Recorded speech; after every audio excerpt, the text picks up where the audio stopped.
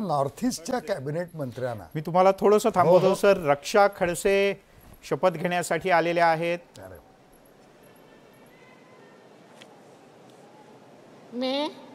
मैं रक्षा निखिल खड़से ईश्वर की शपथ लेती हूँ कि मैं विधि द्वारा स्थापित भारत के संविधान के प्रति सच्ची श्रद्धा और निष्ठा रखूँगी।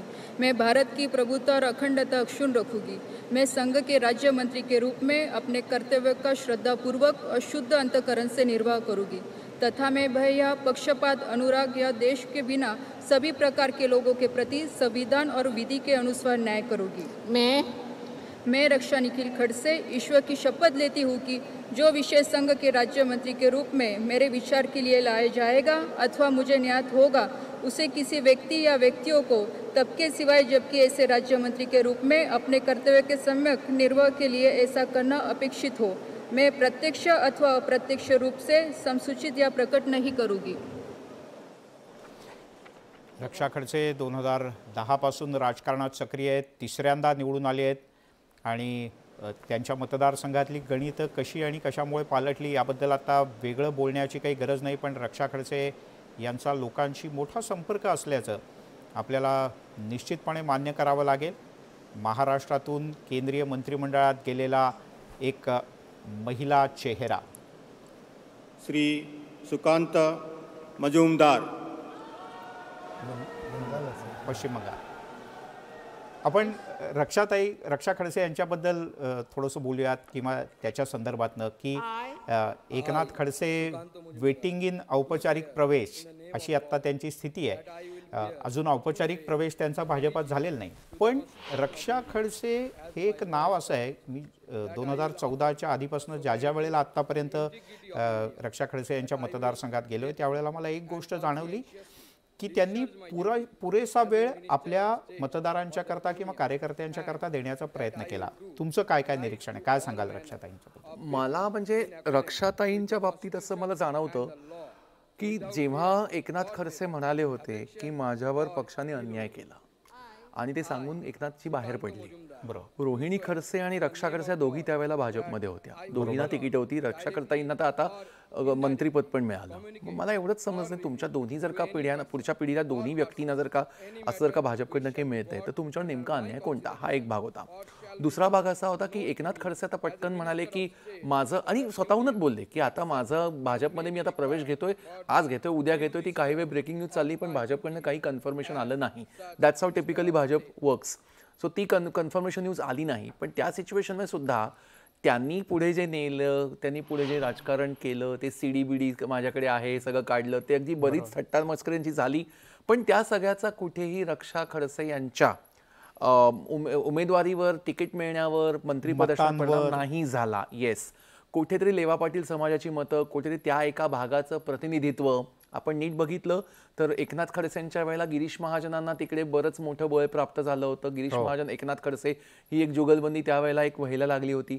पण रक्षा खडसे त्यांच्या वेळेला आपण बघितलं तर हे असं कुठेही नाही की कुठे त्यांना निवडून येण्यात काही अडचण नाही वाटली, असं काही झालं नाही. त्यामुळे एक प्रकारे एक खडसे फॅमिलीला एक वेलकम केलेलं आहे, लक्षात घेऊया आपण. आणि कुठेतरी चुका सुधारायच्या दृष्टीने मला असं वाटतं केतकर सरांना काही वेगळे मुद्दे मांडायचे म्हणजे बट दॅट डझंट मीन की एकनाथ खडसेंना अगदी वाजत गाजत असं भाजपमध्ये परत प्रवेश दिला जाईल.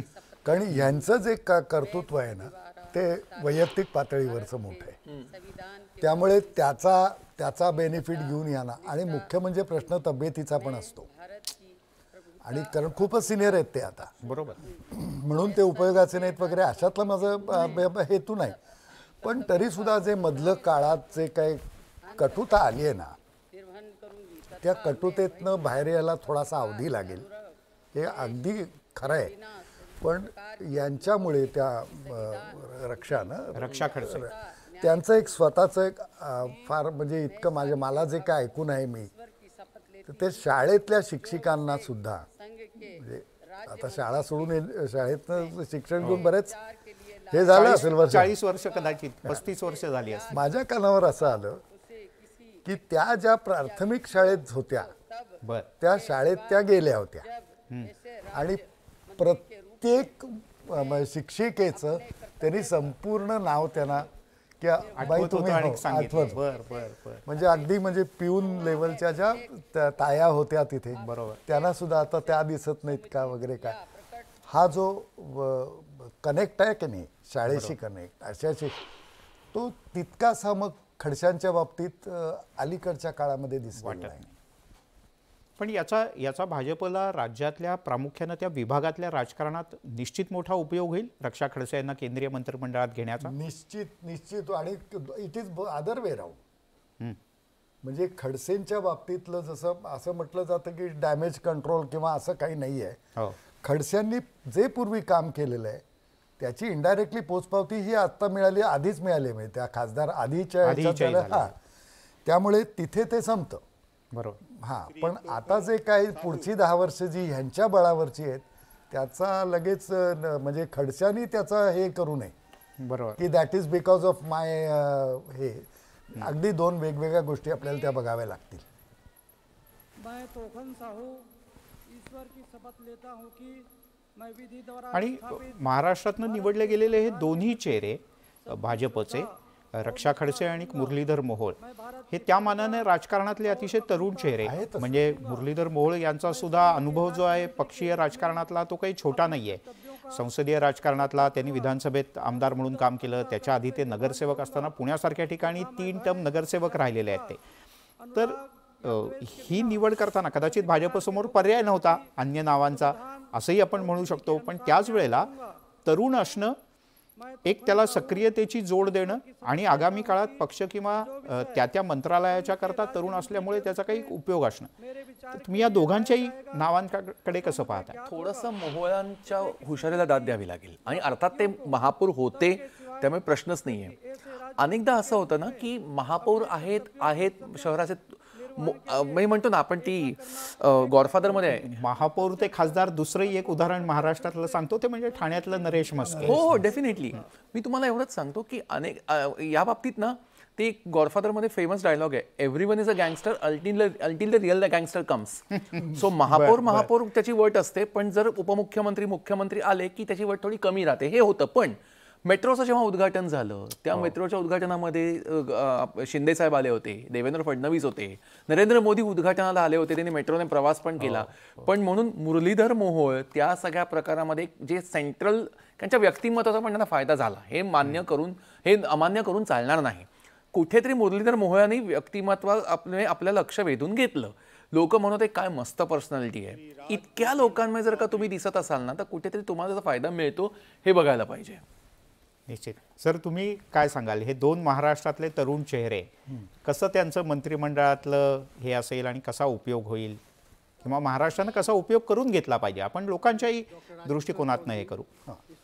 आता मुळात आधी कसं आहे की प्रत्येक राज्याच्या दृष्टिकोनातून काय राहिलंय आणि काय करायचंय ह्याचा अंदाज घेण्याची ही अगदी पक्की वेळ आलेली आहे. कारण काय होतं, development is an ongoing process.